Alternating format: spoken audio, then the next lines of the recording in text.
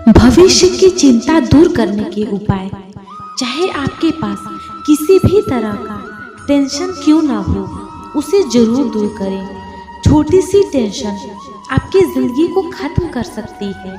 मैं नीचे टेंशन दूर करने के कुछ उपाय बता रही हूँ। मेरा विश्वास है कि आप इसे आजमाते हैं तो आपकी चिंता जरूर दूर हो जाएगी। नंबर 1, जो पास है उससे संतुष्ट रहो। चिंता का एक मुख्य कारण है कि हम असंतुष्ट रहते हैं। हमारे पास जो भी है उसकी हम कदर नहीं करते।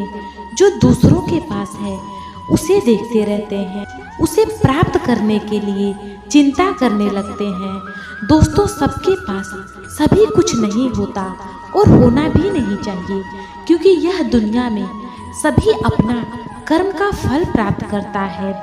कुछ लोग अपने भाग्य से ही कुछ प्राप्त कर लेते हैं। हमें उससे जलन नहीं करना चाहिए। नंबर 2, समय का इंतजार करें। दोस्तों, कई समस्या ऐसे होते हैं जिसे हम कितना भी चाहें वह दूर नहीं हो पाता। उस समस्या को समय पर छोड़ दो। मेरा एक दोस्त है, उसके पड़ोसी उसे बहुत परेशान करते थे। वह 3 भाई था, तीनों मिलकर इसको काफी परेशान करता। कई बार इन्होंने पंचायत बुलाई, पुलिस में शिकायत कर लिया, लेकिन कुछ नहीं हो पाया। मैंने सुझाव दिया, इसे आप समय पर छोड़ दो। लगभग 2 साल बाद ही तीनों भाइयों का आपस में झगड़ा हो गया। उसे घर बेचकर जाना पड़ा और समस्या अपने आप सुलझ गया। नंबर 3, ओवर थिंकिंग नहीं करें। चिंता का यह बहुत बड़ा कारण है। ज़्यादा सोचना यानी ओवर थिंकिंग हमारे मस्तिष्क को खराब कर देता है। हम उस समस्या के बारे में सोचते रहते हैं जो समस्या कभी आएगी ही नहीं। हम अपने अतीत के बारे में सोचते रहते हैं जो अतीत बीत गया। ओवर थिंकिंग की समस्या महिलाओं में ज़्यादा पाया जाता है। वह हमेशा बीती हुई बातों के बारे में सोचती रहती हैं और चिंता करते रहती हैं। नंबर 4, ईश्वर पर विश्वास रखें। अगर आप ईश्वर में विश्वास करते हैं तो उन पर भरोसा जरूर रखें। यदि वह कोई आपको समस्या दे रहे हैं, उसका समाधान भी उनके पास ही है। कहा गया है, ईश्वर उसी व्यक्ति को समस्या देता है जो समाधान करने के लायक होता है, और जिनसे ईश्वर बहुत ज़्यादा प्रेम करते हैं उन्हें ही समस्या देते हैं। इसलिए समस्या देखकर घबराएं नहीं। चाहे कोई भी समस्या हो, चिंता करने से कुछ नहीं होगा। भगवान का नाम लें और भगवान को धन्यवाद करें कि यह समस्या हमारे पास आया, क्योंकि हम जितना समस्या का समाधान करते हैं हम उतना ही मजबूत होते जाते हैं। हर आपदा में अवसर निकालने वाला ही सच्चा इंसान होता है।